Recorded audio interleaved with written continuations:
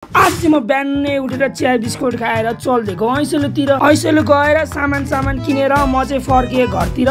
घर आएर कुइनोबाट झोल चुइनी गरेर मासु भात खाइयो, डेन्जर मिठो भएको थियो। म चाहिँ खाना खाएर बसिरहेको, खै मम्मीलाई फोन गरेर गाडा कहाँ छ भनेर सोधौँ भने मल बोक्न पर्ने थियो, खै कुनै उठाउनु हुन्न।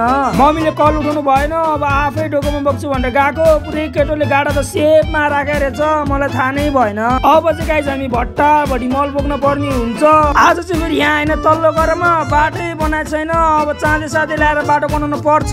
बाटो बनाउनु लागेको केटाहरू त फेरि डेन्जर चुन्दा पो थाल्छ। म चाहिँ इग्नोरेन्टतिर फेरि बाटो बनाउन थालेँ। हाम्रो चाहिँ यता बाटो नि रेडी भइसक्यो, अब यहाँ गाडा झार्न पर्छ।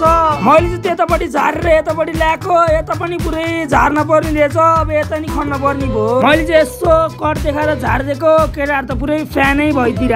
अहिले चाहिँ हाम्रो पुरै सकिन लागिसक्यो मल बोकेर, केटाहरू चाहिँ एकदम डेन्जर मेहनत हान्दिरहेछन्। केटाहरूलाई मल हाल्न लगाएर म चाहिँ गएँ बाल्टिन बोकेर लुगा हाल्नलाई। मैले चाहिँ लुगा सुगा प्याक गरेर एक टिप तिनीहरू लिएर जा, अनि यसलाई चाहिँ मैले पैसा दिएर चाउचाउ किन्न पठाएँ। केटाहरूले काम गरेछ नि त, खाजा त खुवाउन पर्यो। म चाहिँ फेरि साबुन बोकेर चल्दिएको लुगा धुनलाई। म चाहिँ यता धारा मात्रै आएको थिएँ, नुहाउने भनेर आएको, पुरै यता त पानी सुकिया रहेछ। म चाहिँ फेरि यता अर्को धारामा चल्दिएको। यो चाहिँ घर गएर नुहाएर आएछ, कडप चाहिँ नुहाउँदैछ।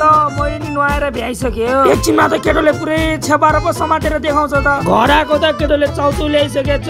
मैले त्यसलाई डेन्जर बनाएर केटाहरूसँग बसेर मिठोसित खाइदिएको। चाउचाउ चाहिँ एकदम डेन्जर मिठो भएको, मजाले खाइयो। अनि खाइसी त भाँडा नमाज्नु त कुरै हुँदैन। भाँडा साडा घोटघाट हानेपछि आजको लागि भिडियो यति नै छ। भिडियो लाइक गर्न च्यानल सब्सक्राइब गर्दैन। अनि गाइज म कति बजे भिडियो अपलोड हानु कमेन्ट गर्नु होला। And by.